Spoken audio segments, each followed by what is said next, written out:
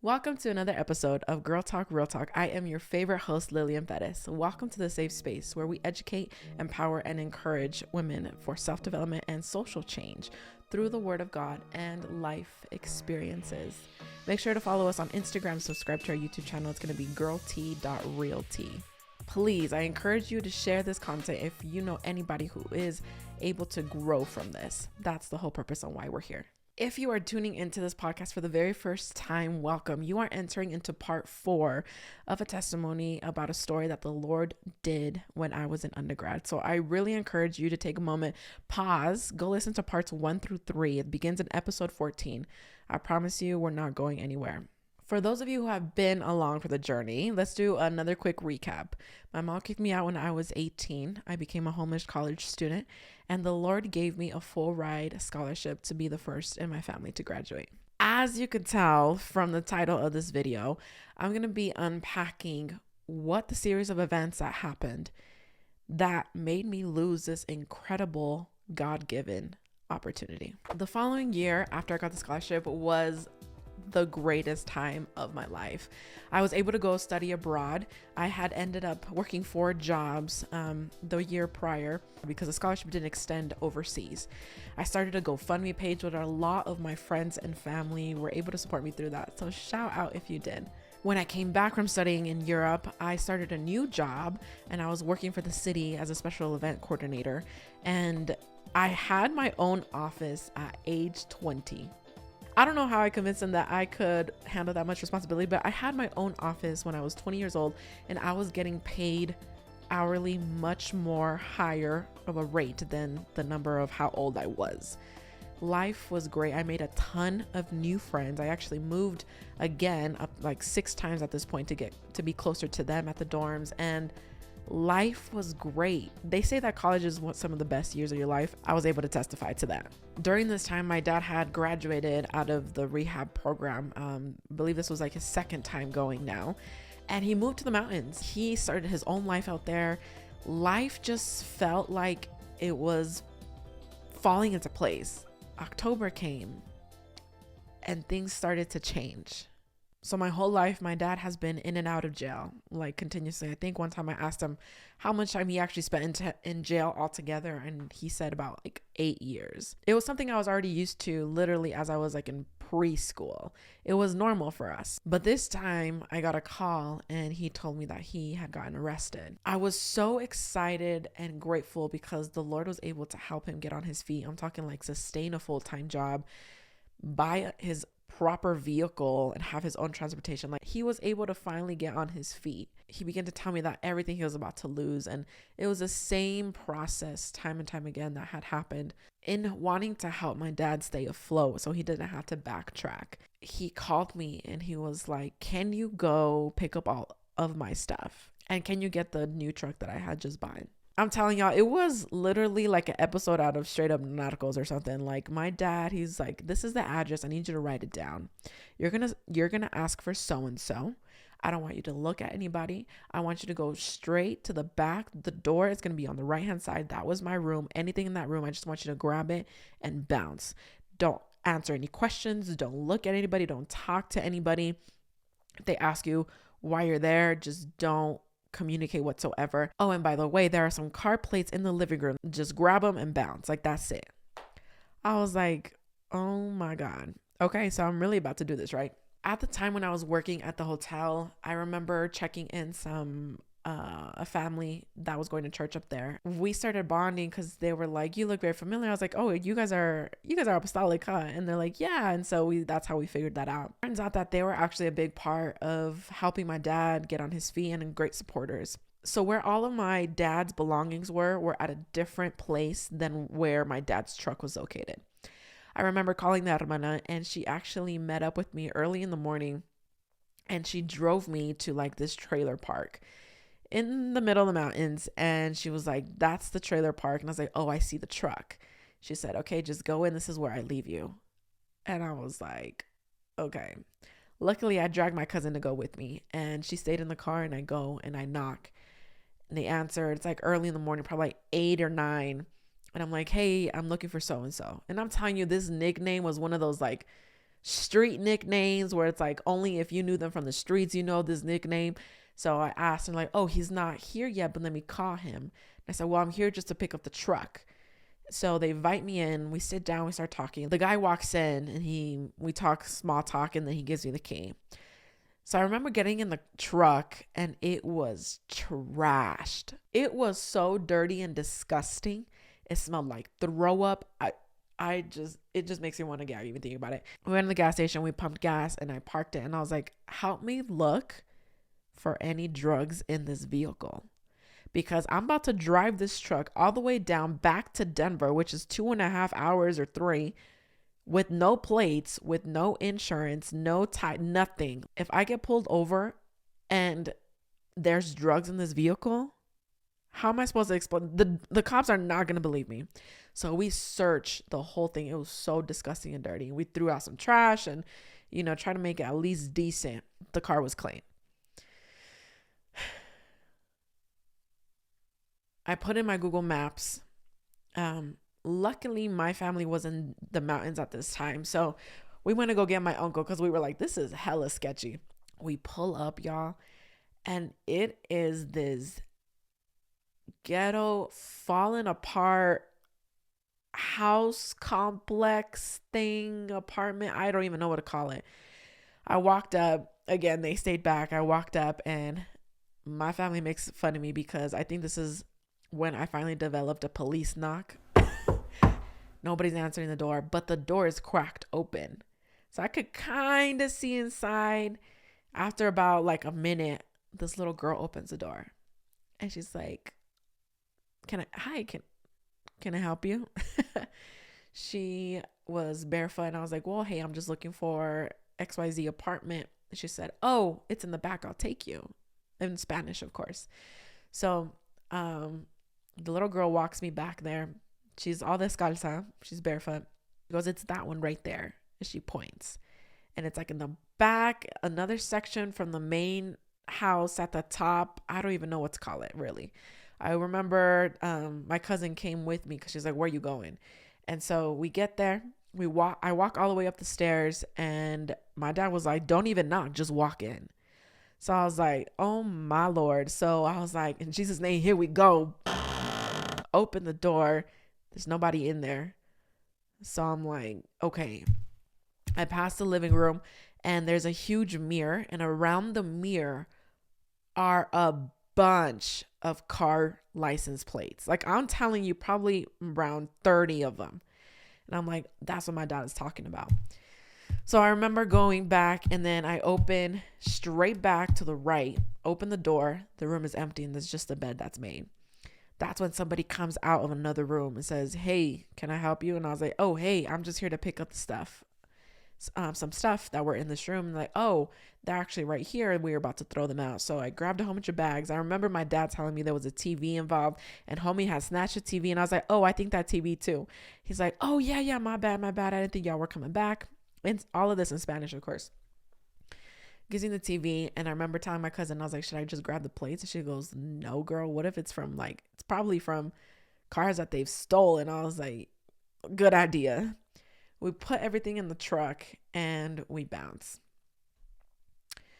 We drive all the way down to Denver, I think like the next day or something. And I drove with the windows rolled down because it smelled disgusting. Literally, like, throw up had settled into the carpet. It was disgusting.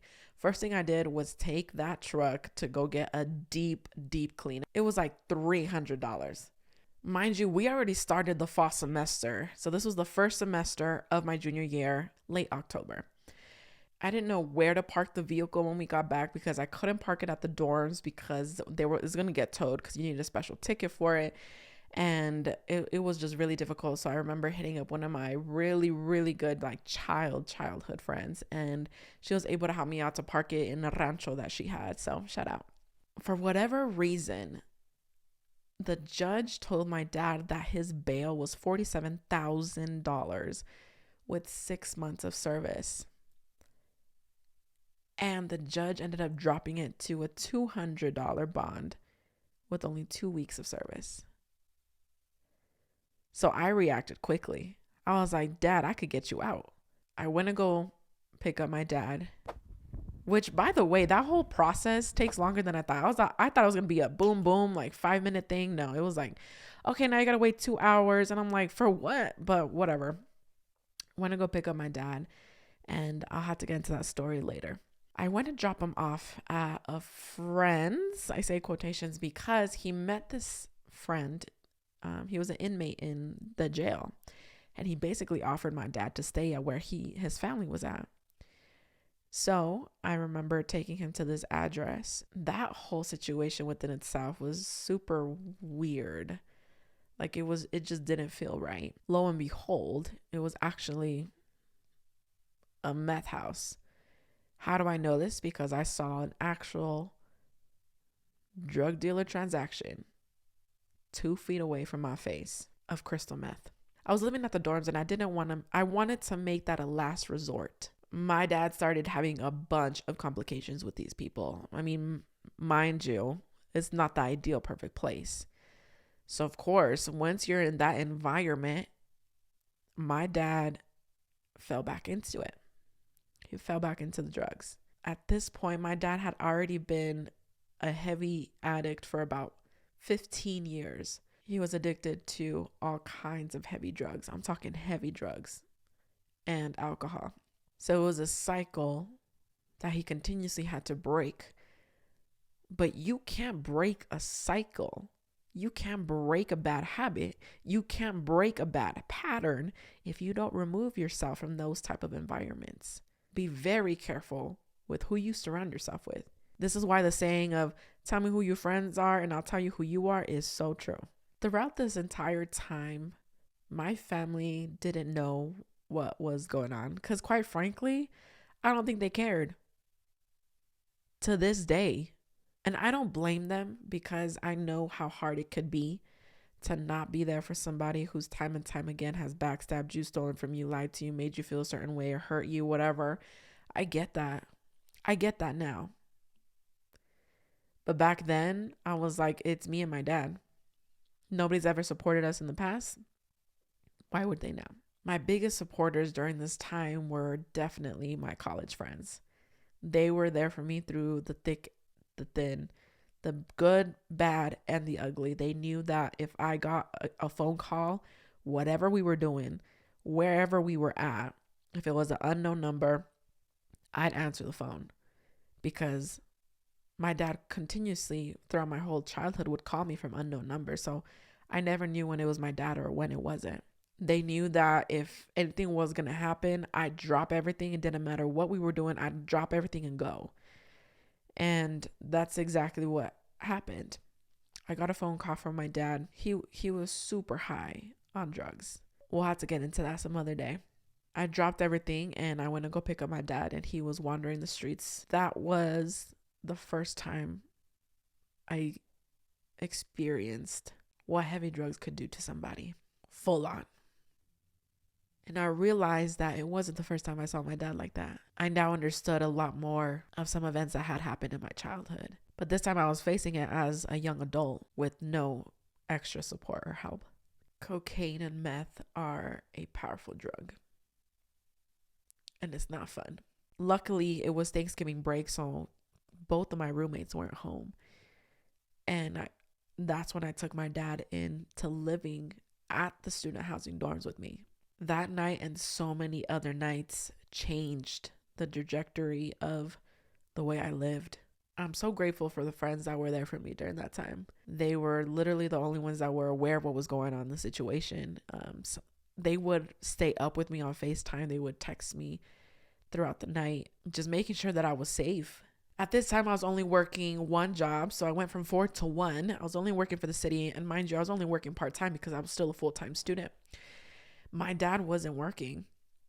It was really difficult for him to be working because he's not from here. I started to use the money that my scholarship gave me to sustain my dad and myself. I have always been heavily involved in extracurricular activities since high school. I had developed that habit. And honestly, I figured out now it's because it's a coping mechanism. When I was little, my mom was the strictest Christian mom you could ever meet. She didn't play no games. The only way she would give me permission to leave the house was not even with family. There was only a select few, but it was if I was doing something productive. So I indulged myself and continuously involved myself with clubs, band, basketball, music, drums, singing, anything and everything I could, not only at school, but at church. So this then went in and carried over into college. I was very involved with extracurricular activities with my sorority, the national step team, with the event committee. I held a chair position on the chapter. We were rehearsing, traveling, performing. Not only that, but I already had stepped down from the praise team at church, and I was just going to finish up my term of the youth board that year. So me not knowing how not to have a full plate, never resting, arrogant to ask for help, and continuously running on fumes, now add the burden of parenting my parent who was battling their heavy drug addiction with no support of my family, all plays a factor into my grade performance as a student. In my last sophomore semester, spring 2018, I had dropped a class because I wasn't going to pass it with an A or a B, so it was going to really affect my GPA. But when I dropped that class, it made me a part-time student because I wasn't taking 12 or more credited courses. One of the qualifications that you had to uphold as a Reicher scholar was being a full-time student. I petitioned and I pleaded my case, and they graciously said, okay, we'll give you another shot. No worries. We understand. Great. Now forward to fall of 2018, which is my first junior semester, I retook the course and I was performing very poorly. Mind you, it was business law online. I met with my professor in person and kind of told her I was struggling, and I asked her for an admin withdrawal. I took it as far as to the dean of students and asked for an admin withdrawal. My professor granted it to me. Dean of students, of course, asked for proof of paperwork. So I remember giving them like letters and hospital bills, and that had the date stamp of when every time my dad came in and out of the hospital during that time, and they approved me for the admin withdrawal. And you only ask for an admin withdrawal when it's past due to drop the classes. Forward to January 2019, I asked for Reicher for another appeal. In my 3-page paper that I wrote them, I explained that I received a 4.0 GPA in Europe during my studies over there, literally that summer semester prior to me coming back. I made honor roll. I explained to them the mental, emotional, and financial burden that I was carrying with my dad. It was either me getting an admin withdrawal, keeping my GPA high, or taking a D in that class and my GPA dropping, and then me not meeting the minimum of the GPA requirements for Reicher, and me having to retake that course. I had a goal to graduate with a 3.5 GPA by the end of my 4 years of a bachelor's degree. So that's why it was so important to me. I spoke not only to the professors, dean of students, and the liaison of the scholarship. All of them agreed that this was probably the best decision for me to make. After explaining all of that and giving them a little bit of glimpse of what was going on, they basically had given me a second chance, and I messed it up again. So they said no. I felt like they didn't think I was serious about my studies. And I wanted to extend the conversation of like, why? And it just it was at a halt there. I lost my full ride scholarship at the cost of cocaine and meth. That was a tough one. I had gotten out of a broken home, took me out of homelessness when I was 18, gave me this full ride scholarship to continue school, and it was gone.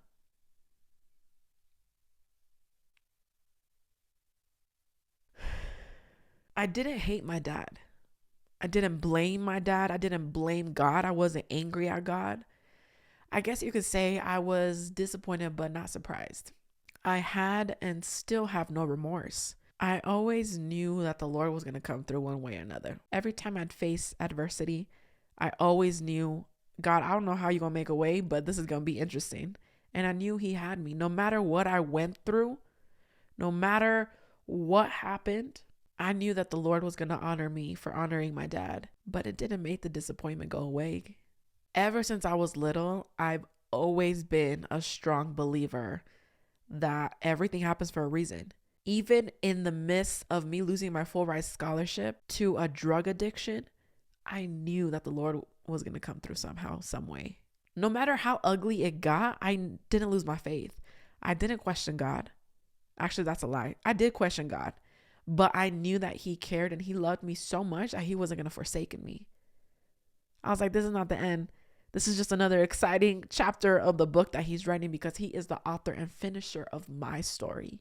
Romans 5:3-5 in ESV version says, not only that, but we rejoice in our sufferings, knowing that suffering produces endurance, and endurance produces character, and character produces hope. And hope does not put us in shame, because God's love has been poured into our hearts through the Holy Spirit who has been given to us. James 1:2-4 ESV version says, count it all joy, my brothers, when you meet trials of various kinds, for you know that the testing of your faith produces steadfastness. And let steadfastness have its full effect, that you may be perfect and complete, lacking nothing. Ever since I was a little girl, I have had this burning passion to help other women. And I think that stems because I come from a single mom who raised 2 children on her own, because our father was addicted to narcotics and alcohol for 20 years of my life. We lost it all. We lived on East Colfax. My mom had to put water on the stove to boil it, to put it in the tub, because we didn't have hot water. I remember getting bullied because I didn't have any brand Nike, New Jordans, none of that. I remember walking to school. I remember walking to daycare. I remember not ever eating out. I didn't know what Chick-fil-A was until I was in college. Like, what? Ever since I was a little girl, I knew without a shadow of a doubt that one day the Lord was going to use this story for good. And he did. And he is.